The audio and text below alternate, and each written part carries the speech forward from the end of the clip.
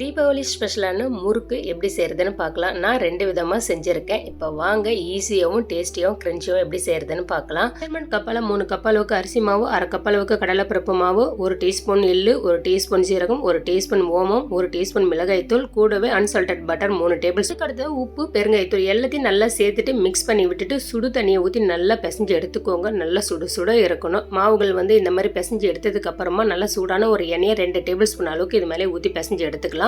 மாவுடைய பதம் சப்பாத்தி மாவு பதத்துக்கு இருக்கணும். ரொம்ப சாஃப்டாகவும் இருக்கணும். அச்சில் செய்யும்போது நல்லா எண்ணெயை அப்ளை பண்ணிட்டு செய்யுங்க. உட்டு அச்சில் இருந்தாலும் சரி, இல்லை மற்ற அச்சில் நீங்கள் செய்கிறப்ப இருந்தாலும் சரி.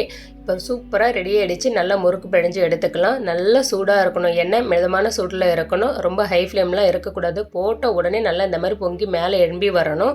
பபிள்ஸ் எல்லாமே அடங்கினதுக்கு அப்புறமா தான் முறுக்கு ஃப்ரை பண்ணி எடுக்கணும். ரொம்ப டேஸ்டியாகவும் கிரின்ச்சியாகவும் கிறிஸ்பியாகவும் பார்க்குறதுக்கு எப்படி கோல்டு மாதிரி மின்னது பாருங்கள். ட்ரை பண்ணி பாருங்கள். நான் சொன்ன அளவுகளோட சூப்பராக இருக்கும். செஞ்சு பார்த்துட்டு சப்ஸ்கிரைப் பண்ணுங்கள்.